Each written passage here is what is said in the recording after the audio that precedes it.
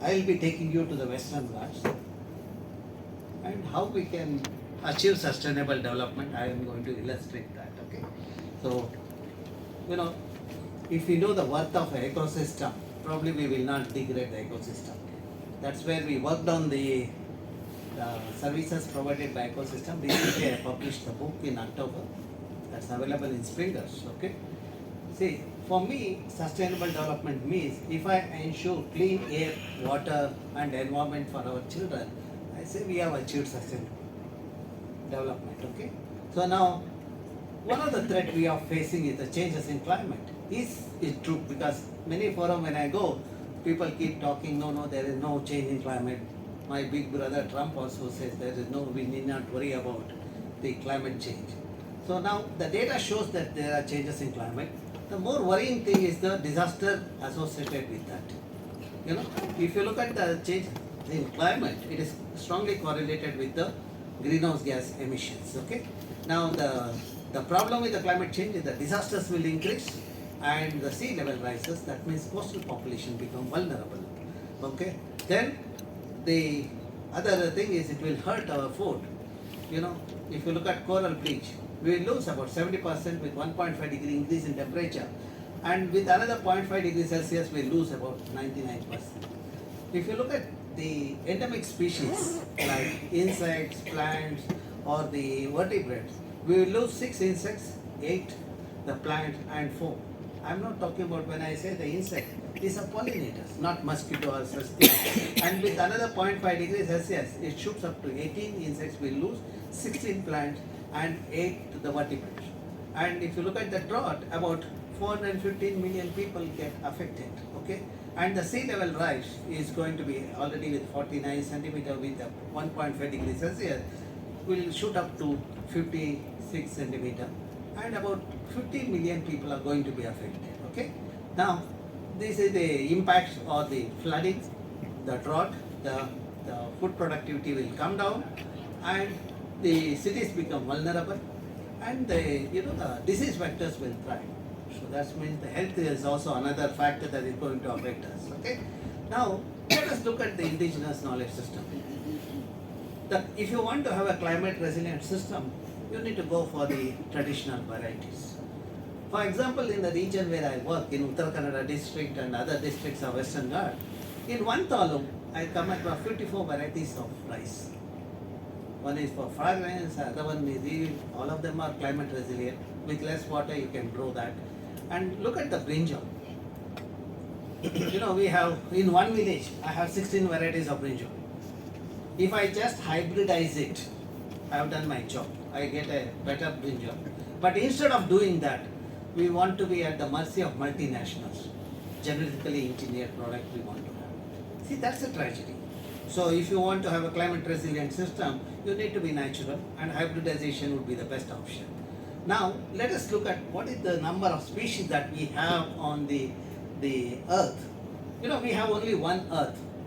If I look at the scriptures, Rigveda mentions about 8 to 12 million species, which includes even the microorganisms. In science, we have not estimated that.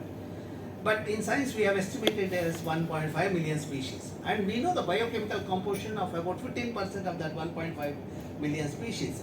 Even before we understand the remaining 85%, we are losing them because of the irresponsible policy actions leading to deforestation. Now, which part of the earth has the highest the varieties of plants and animals if you want to see? Latitudinally, you will see at 8 to 14 degree latitude has the highest number of plant and animal varieties. Biodiversity is high at 8 to 14 degree latitude, which corresponds to Kerala, Karnataka, Tamil Nadu and Goa part of the Western Ghats. That means some of us have inherited such a rich diversity.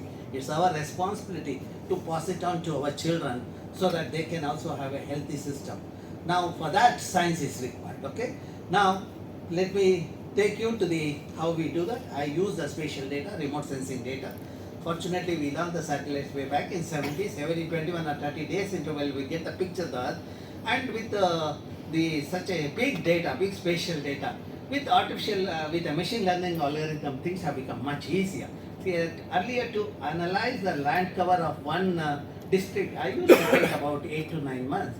But today, my students do the entire Western Ghats in the 8 months. That's the beauty of the advancements in the algorithms, etc. Now, when I analyze the Western Ghats from 1985 to 2015, you see greenery is reducing. That means forest is declining. Forest is not only declining, forest is also getting fragmented. That is leading to the human-animal conflict and the vulnerable situation because of changes in climate, etc. We also predicted what is likely to happen in 2031. We will lose more forest, and the forest will become more fragmented, and we will have only less than 18% of the cover as a forest in Western Ghats as against the norms of 33%. And what is the consequence of this? The temperature will shoot up. This article I wrote in 2018 with my student Bharat. We said that 1.5 degree Celsius increase in temperature in Kerala, and rainfall will change, and more importantly, rainfall pattern will change. You will have higher instances of the high intensity rainfall. The rainfall which is supposed to be spread about 4 to 6 months, you will get it in few days. That's high intensity rainfall. With that, we will have landslides and mudslides. In one of the paragraph of that paper, I had written that the day is not far off, we will face frequent flooding, landslides and mudslides. And specifically I mentioned Karnataka and Kerala. 2018 we published, 2019 Kodagu there was a disaster. There was in Manakara and all those places and last year in Wayanad we had the thing. Only when the unfortunate thing happened, people look at our article and then they start asking for the solution. But that is where we need to communicate to the wider section of society so that they become more vigilant. Okay? Now, what is the importance of the ecosystem? I talked about climate. Best way to mitigate the changes in climate is to conserve the forest. If you look at the carbon that is stored in the forest, in the above ground biomass, below ground biomass and the soil, it amounts to about 1.2 million gigagram of carbon, and every year about 37,000 gigagram of carbon gets sequestered in this forest ecosystem. If you look at from money economic point of view, it amounts to about 100 billion rupees or 1.4 billion dollars. Okay, that is the service that is being provided by the forest in the Western Ghats. You might ask, what is the use of this number? See, when I represent the country in the international delegation, when I go abroad, I will tell the Westerners, the carbon that is stored in my forest are the carbon emitted by them. They have to pay the India the services provided by the forest. That's where this kind of assessment will help. Now let us look at the water. With the changes in climate, water becomes a problem. That's what even Professor Gopinath talked about it. If you want to have water on the earth, what you need to do that? Let us try to understand from the contemporary science as well as from the indigenous knowledge. So now, this is in 90s when I was a student. When I was working in Western Ghats, I used to have water. In the same region, I don't have water during the monsoon. Now, when I did the hydrological investigation by putting the sensors in underlying layers, across the watersheds, one watershed dominated by native species forest, other one is by the monoculture plantation, third one is degraded, fourth one is urban. My study shows us that wherever native species forests are there, percolation of the water happens to an extent of 60 to 70% of the rainfall, and that water is the water that is available to us during the post-monsoon period. But when we urbanize it, nothing get infiltrated. That's why there is a flooding happens, because all 100% of the water runs as a overland flow, you have a flooding, and since there is no infiltration, you have a severe scarcity of water. Now, we also, to summarize what I said, our monitoring also help us to find out where all you can get 12 months water, where you can get 9 months water or 8 months water, and where you can get only during the monsoon. We graded the water bodies as A, B, C, D. A are the one which are 12 months, when the catchment is covered with a native species forest. When we convert the catchment into monoculture plantation, we will have our 8 or 6 months of water. When we degrade the catchment with the forest cover less than 30%, we will have water only during the monsoon. And to summarize what I said so far, this is the 12 month, here is 8 months, this is 6 months, and the blue is the 4 months. Just overlay the vegetation cover. You see wherever native species forests are there, you have 12 months water. Wherever forests are fragmented, depending on scale of fragmentation, you have 8 to 6 months of water. Wherever forest is less than 30%, you have water only during the 4 months. Now, when you look at this one, wherever forests are there, we have infiltration of the water to an extent of 60 to 70%. In the name of development, where we degraded the catchment, we have infiltration of 28 or 30%. Now, when we look at the demand of the water for the society, see in this region where forests are there, demand for water is also higher for irrigation, livestock rearing, and other activities, and it meets the requirement. Whereas here, in the name of development, we degrade the forest, we have the water scarcity. So that's what brings out. Now you might ask how this helps the society. You know, the farmers in this region can grow multiple crops when they have a water for 12 months. And the farmers in this region can grow only one crop. When they grow multiple crop, their earning is 1,54,000 rupees per acre per year. Whereas here, they grow only one crop, the earning is only 32,000 rupees per acre per year. Now, if you look at the yield of the crop, here, where the forests are there of native species, pollinators are abundant. Because pollinators are abundant, pollination become efficient. With that, yield of the crop is, for example, paddy is about 14 to 18 quintal per acre, whereas here it is 6 to 8 quintal per acre. Now, if you want to double the income of the farmer, my simple prescription is just allow the forest to be there. You will have prosperity in the country, your GDP also will go up. Okay, now I will bring the other issues. Biodiversity. You see this dot indicates the various mammals like sloth bear, tiger, etc. They are all there where water is there 12 months. Where water is not there, I saw only two-legged animals. You all know which are those two-legged animals. Okay? Now we also discovered two new species of fish in the Western Ghats, the Sharavati River Basin. We named it as Shistura nagodiensis and Sharavatiensis. It also has a medicinal property. I thought that if I culture it in Bangalore lab, I can make money. But when we cultured it in our labs, it didn't have medicinal properties, which means for the fish to have medicinal property, it has to be in their habitat. For that to grow in that habitat, it should have water 12 months. For that to have water 12 months, your catchment should have native species forest. This brings out the linkage between the native species for the forest with the aquatic diversity. Now let us see, if there is no water on the earth, what happens? None of us will survive. No humans will be on the earth. But what happened to the organism? Let us try to understand through the frog.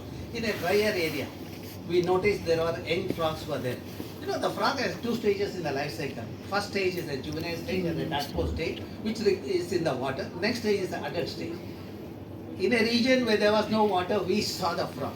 That's where we were surprised. When we did the monitoring of that, we found that after fertilization, the younger ones are coming out without the tadpole stage. That means the frogs have learned how to get adapted to a situation when there is a water scarcity. This is one of my postdoctoral fellows did the experiment, and we got those fertilized eggs to the lab, and we monitored it. On 14th day, we saw the younger frogs moving around in our lab. Okay, so now if you look at this one, you know, Lord Shiva's head with the hair. Ganga comes because of the hair. When Mother Earth is covered with the green saree of native species, she gives us the water for 12 months. When we convert that into synthetic saree of rubber, acacia, etc., she retains the water for 6 to 8 months. When we degrade the catchment, then you have only 4 months of water. Realizing this, our elders had protected patch of forest that is known as sacred forest, or Devarakadu, or cows, or Khan. Across the Western Ghats, you can go to Kerala, Tamil Nadu, or Karnataka, you will see that.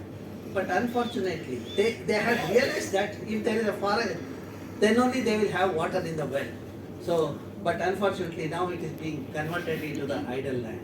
So now we did a study to find out this kind of the linkage between our culture and the conservation. See, I am a firm believer of the thing. Society, science, culture and spirituality should go hand in hand if you have to sustain the natural resources and have to see the prosperity at everybody's home.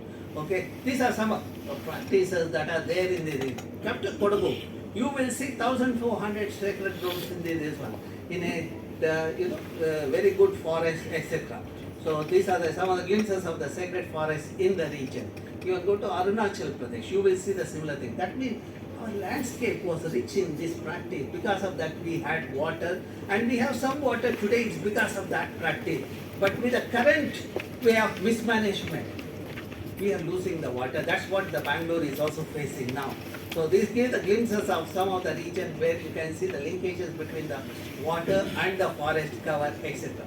You know, I learned the concept of sustainability from this lady, who was about 65 years old, plus 65 plus. She collects the biomass every day, and only one basket full of biomass she collects. But she and her daughter-in-law together, they finish the work by 6:30. They start at 5:30 or so. I was curious. I asked them, "You still have a time? Why you do not collect the second basket?" That lady told me, "If I sell this basket full of biomass today in the market, I will earn 350 rupees, which is sufficient for me to run my family for today. For tomorrow, I will earn tomorrow." That is the concept of sustainability, nothing else. But what do we Bangaloreans think? We keep the money for unborn great grandchild also, millions of dollars. Okay, now that's where the nature-based solutions comes to the picture. As long as the renewability is there in the system, you will see the sustainability in the system. We need to have the younger people in our society. Then only you can see the sustainability in the thing. And even our technology should be the nature-based solutions. Okay. Now, when you look at, this is what I teach for my students in the part of the environmental management course. When you look at a simple food chain, you will see the concept of the thermodynamic principle, the energy and material transfer happening from one level to the other. And finally, whatever is left in the system get converted to elemental form by bacteria and fungi. That's why when you look at nature, there is nothing called waste. And we developed the technology of bioremediation, phytoremediation based on this principle only. So now, to take it to the next level, we developed the decision support system. We divided Western Ghats into the 5 minutes by 5 minutes grid or 9 kilometer by 9 kilometer. We integrated all these variables, bio, geo, climatic, social variable and environmental variable for each grid, and we assign the weight based on their relative merit. Okay. So for example, if you see the forest cover in the Western Ghats, wherever forests are above 60%, we have given the weight of 10. Similarly, the intact forest, wherever it's high, we have given the weight of 10. Like that, all these variables were given the weight for each grid. Then you have a consolidated score. Based on that, we have divided Western Ghats into 4 levels. It's called ecologically sensitive regions. See, this gives the plants and animals in the thing, endemic plant distribution and animal distribution in the Western Ghats and their relative weight. And if you look at the endemic species of tree, you see higher in Kerala, followed by Karnataka. Similarly, if you look at endemic fauna, it is higher in Karnataka than Kerala. Okay. Now we have integrated all this data, and finally we have the 4 levels of eco-sensitiveness: ESR1, ESR2, ESR3, and blue is ESR4. And we have these details at the village level. Now we also develop the decision support system. If you access this decision support system, you can visualize. If you are from Western Ghats, you can visualize whether your village is ecologically sensitive. If it is so, then what is the status of whether it is a ESR 1 or 2 or 3 or 4? So that is what is the response. So now we understood. Now this is for the policy making and the advocacy. This I launched it in a remote village in Shimoga on 14th of July 2024. I wanted to see whether the science which we deliberate in the village reaches the destination of Delhi. As I anticipated, there was a question in the parliament within a month. Not only that, the government sends the eco-sensitive committee to my lab to understand the decision support system.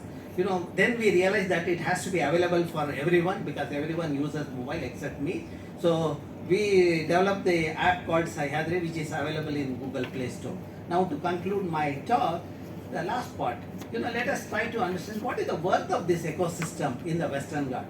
We have looked at the forest ecosystem in terms of the provisioning, regulating and cultural services. We did this analysis for the first time in the country for a state. It has been done by us. And also what we get, the total ecosystem supply value, which we call it as the gross ecosystem product, which is similar to the gross domestic product. See, the anomaly of gross domestic product is it does not take into account the degradation cost of the project.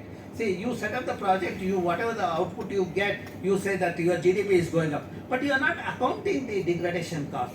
So we want that to happen. That's why the concept of green GDP, to popularize that, we have done the detailed study on various ecosystems. Now when you look at the ecosystem services, what was in Karnataka in 2005 at 2019 price is about 2,841 billion rupees per year, okay, which has come down to 1,835 billion rupees per year in 2019.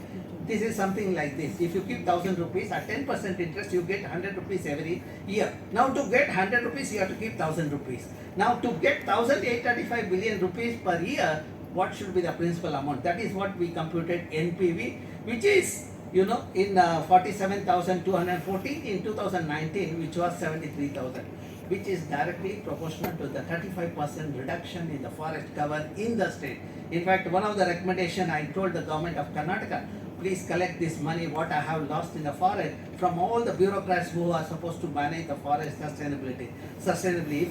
Since they have not done it, they have to pay for it. Okay. So now the last part, I said how I have taken the science for the benefit of society. Do I have another 2-3 minutes? Okay. You know, one is the wastewater treatment, the second one is the water sustainability, and the mini forest, and the environmental education to sensitize the people. Okay. Now, for example, this is the lake we have created in the campus. You know, it is a lab for my student to do the biosphere study. Not only that, I have water in the campus.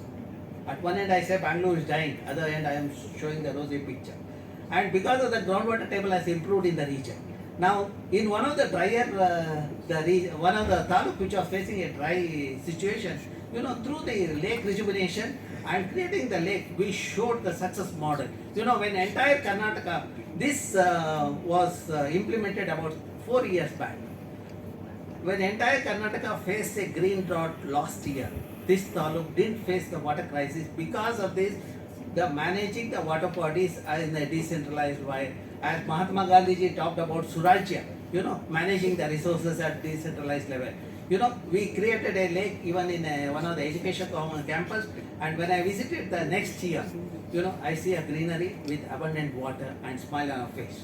Let me put it on a slightly lighter mood because some youngsters are also here in this room. This gentleman who is the CEO of that one of the institute was unmarried. He's a bachelor trying to get married, but unlike Bangalorean who get married through the Facebook, all these faceless fellows, no, they get married through the Facebook. Next month they will file the divorce paper. But this gentleman, after creating the water body, within a 6 months get a partner. You know, she runs the joint family, unlike Bangalore families. Okay, and even when I go there as the guest to that institution, she doesn't want me to stay in their guest house or in the hotel. She wants me to stay in their home.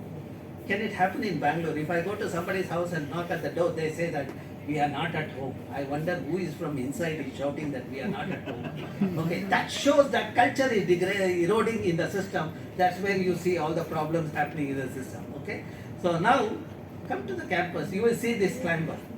You know, I was fascinated by the architecture. I felt I should have it in the campus. I brought those pods to the campus. Out of the 40 the seeds, 7 I planted in the campus. Other 7 I have kept in my lab. Out of 7, only 1 has survived. You know, today it has grown bigger, and where it has grown, succeeded next to the building where I worked for 2 decades. That means even the plants know who will take care. So that shows that there is a link. Okay, that's what our elders were telling. And in front of that our building, we created a mini forest in a 2 hectares area. Professor Sienna Rao had given us the land. Native species 47, native species 500 saplings were planted way back in 90s. Today you come and see, you get a feel of the rainforest. Not only that, you will see our friends, the wild fauna like slender lories, varieties of snakes, etc. More importantly, since all of you drink water, the groundwater table has improved from 150 feet to the 10 feet today. This is scientifically I have demonstrated to the entire globe. Okay, and temperature has come down 2 degrees lower. That's what our earlier people were doing with the sacred groves, etc. So now that's what we communicate to the wider section. Probably I have given 2000 plus lectures to the various sectors. My understanding is that when people are environmentally literate, they will be sensible. When they are sensible, they become responsible. When they are responsible, they will become asset to the nation. Our agenda is to have the asset to the nation who bring glory to the thing. And also we communicate to the people working in the industries through the environmental management course. Now currently the course is going on. I am in the middle of the course. I just came briefly for this program. And we also conduct a symposium once in 2 years, popularly known as Lake Symposium. 14 events I have conducted. Uniqueness of this event is my audience are 1000 plus. 30 to 35% of the school and college students, they do a simple experiment like the nature monitoring, you know, the carbon sequestration, water quality monitoring. You can see my poor student giving the training to the student, the children collecting the sample, analyzing. These children come and do the presentation and they get the award. So that's how we try to see that they become the equipped with the adequate knowledge. You know, our science also helped in getting a Ramsar tag for one of the wetland in the Aganashri in Kumta, where you had gone, Professor Gopinath. And this is the report that convinced the government of India as well as Ramsar Secretariat to have that tag to that this one. And these are the two publications which we worked recently and published in the Nature. Okay. And if you need more details, these are the portal where you get the details related to my work. Okay, you can write to me at this email ID. I do not use mobile. Don't ask for the contact number. Okay, and this is how the website looks. And this is where the publication, and also YouTube, you will get my talks. Okay, my agenda is to sow the seeds of knowledge in the same brain, and they become the asset to the nation. And when they do a good job, there's a smile on everybody's face. Thank you very much.